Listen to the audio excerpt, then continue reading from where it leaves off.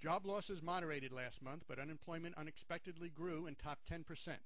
Hello, this is Bruce Steinberg of www.brucesteinberg.net reporting on October 2009 U.S. employment trends that continue to be very mixed, but nothing moves up in a straight line, and this month's employment report proves that axiom. The Current Population Survey, or CPS, but commonly known as the Household Survey, showed an unusually large increase of 0.4% in the unemployment rate to 10.2%. The increase was expected, but not by that much.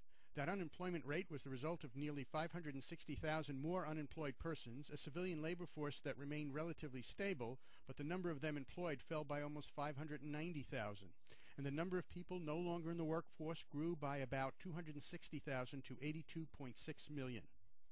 The Survey of Businesses, officially the Current Employment Statistics Program, or CES, but more commonly referred to as the Jobs Survey or Report, reported an overall loss of 190,000 jobs last month. The good news is this is the second best performance, only exceeded by August's loss of 154,000, since September 2008. Job losses in the goods-producing sector continued with a decline of 129,000 jobs. Jobs lost in manufacturing, which numbered 61,000, were across most major subsectors, although losses in many were only a couple of thousand. Despite the housing real estate market appearing to be firming up, the construction sector hasn't started to turn around yet. It knocked down another 62,000 jobs last month. And the jobs trend in mining and logging was down deeper with a total loss of 6,000 jobs. The service-providing sector lost 61,000 jobs in October, even when you take into account changes in government employment. The retail trade sector continued to mark down their inventory of jobs to the tune, not a very nice tune, of 39,800 across many major subsectors. Counter that trend were health and personal care stores that added around 2,000 jobs, and clothing accessory stores that accessorized their workforce with close to 3,000 new jobs. Professional and business services, which is a large sector employing 16.6 million, seemed to go on a little hiring spree in October. Some sectors did quite well, such as management and technical consulting services that added more than 7,000 jobs, computer systems design and related services calculated in 4,500 new jobs, and accounting and bookkeeping services posted almost 4,000 more jobs to its ledger.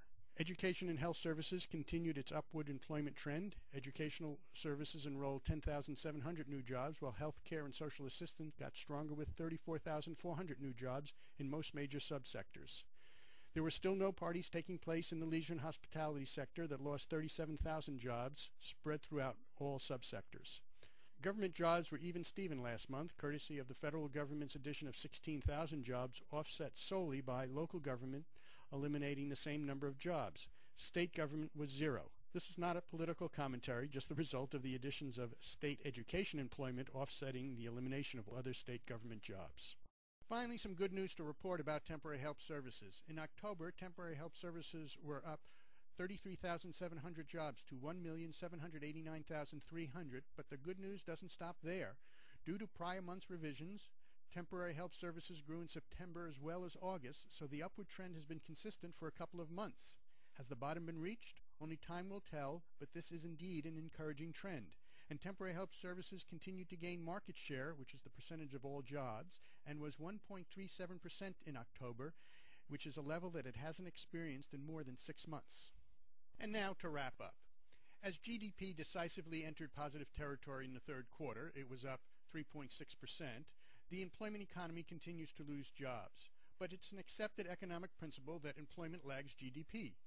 That's why you often hear of employment being a lagging indicator, and why unemployment was and still is rising when GDP was up in the third quarter. Economic activity picks up, companies providing more services and factories producing more products before employers start to add workers. It will be some time before the economy consistently starts to produce great numbers of new jobs.